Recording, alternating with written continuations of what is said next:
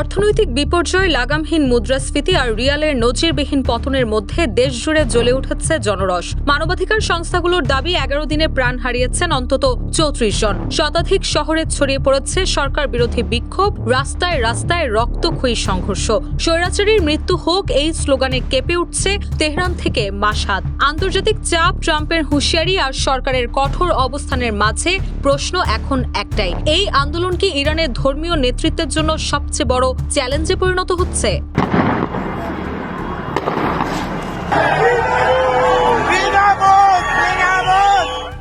অর্থনৈতিক সংকটকে কেন্দ্র করে শুরু হওয়া এই বিক্ষোভ 7 জানুয়ারির রাতেও অব্যাহত ছিল। দেশটির বিভিন্ন প্রান্তে বিক্ষোভকারীদের সঙ্গে নিরাপত্তা বাহিনীর রক্তক্ষয়ী সংঘর্ষের খবর পাওয়া গেছে।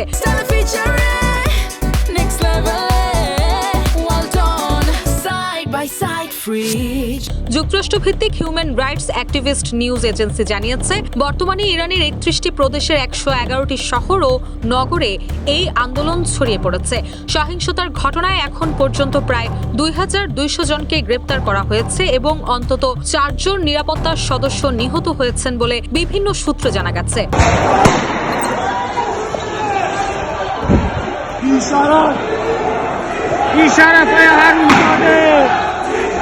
এদিকে বিক্ষোভের কেন্দ্রস্থলগুলোতে নিরাপত্তা বাহিনীর গুলি ও টিয়ার গ্যাসের জবাবে বিক্ষোভকারীরা পাথর ছুঁড়ে প্রতিরোধ গড়ে তুলছে। বিপ্লবী গার্ডের ঘনিষ্ঠ আধাস সরকারি সংবাদ সংস্থা ফার্স জানিয়েছে, দক্ষিণ পশ্চিমাঞ্চলীয় লোরদেগান শহরে সশস্ত্র ব্যক্তিদের গুলিতে 2 জন পুলিশ সদস্য নিহত হয়েছেন। তেহরান, কাজভিন, বন্দর আব্বাস এবং পবিত্র শহর মাশহাদের মতো গুরুত্বপূর্ণ এলাকাগুলোতে বিক্ষোভকারীরা স্বৈরাচারের মৃত্যু হোক এবং ধর্মীয় নেতৃত্বকে উদ্দেশ্য করে মোল্লারা বিদায় নাও স্লোগান দিচ্ছে। কোনো কোনো এলাকায় 1979 সালের বিপ্লবের ক্ষমতাচ্যুত পাহলভি রাজবংশের পক্ষেও স্লোগান শোনা গেছে।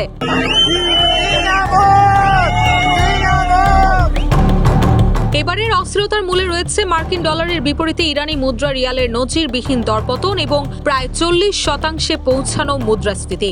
গত 28 ডিসেম্বর তেহরানের ব্যবসায়ীরা উচ্চ জীবনযাত্রার ব্যয়ের প্রতিবাদে প্রথম রাস্তায় নামেন, যা দ্রুত সাধারণ মানুষ ও বিশ্ববিদ্যালয়ের শিক্ষার্থীদের মধ্যে ছড়িয়ে পড়ে। পারমাণবিক কর্মসূচি নিয়ে আন্তর্জাতিক নিষেধাজ্ঞা, সরকারি অব্যবস্থাপনা এবং দুর্নীতির কারণে দেশটির অর্থনীতি চরম বিপর্যয়ের মুখে পড়েছে। পরিস্থিতি নিয়ন্ত্রণে সরকার ইতিমধ্যে 71 মিলিয়ন নাগরিককে মাসিক $7 সমপরিমাণ বিশেষ ভাতা দেওয়ার ঘোষণা দিলেও তা জনগণের ক্ষোভ প্রশমিত করতে পারছে না। তবে ইরানের অভ্যন্তরীণ এই পরিস্থিতিতে আন্তর্জাতিক চাপ ও হুঁশিয়ারি নতুন মাত্রা যোগ করেছে। মার্কিন প্রেসিডেন্ট ডোনাল্ড ট্রাম্প সতর্ক করেছেন যে শান্তিপূর্ণ বিক্ষোভকারীদের ওপর হামলা চালানো হলে যুক্তরাষ্ট্র সরাসরি হস্তক্ষেপ করবে। রাজনৈতিক বিশ্লেষকদের মতে, ট্রাম্পের এই হুমকির কারণেই ইরানি নিরাপত্তা বাহিনী হয়তো বড় ধরনের সামরিক দমন পীড়ন চালাতে কিছুটা দ্বিধাগ্রস্ত। তবে বিচার বিভাগের প্রধান গোলাম হোসেন মহসিনি যেই দাঙ্গাকারীদের দ্রুত বিচার ও কঠোর শাস্তির নির্দেশ দিয়েছেন। এর আগে 2022 সালে মাহসা আমিনের মৃত্যুকে কেন্দ্র করে গড়ে ওঠা আন্দোলনের পর এটি ইরানে বর্তমান ধর্মীয় নেতৃত্বের বিরুদ্ধে সবচেয়ে বড় এবং চ্যালেঞ্জিং জনবিক্ষোভ হিসেবে দেখা হচ্ছে। রুশা সুর, নিউজ ডেস্ক, ইত্তেফাক।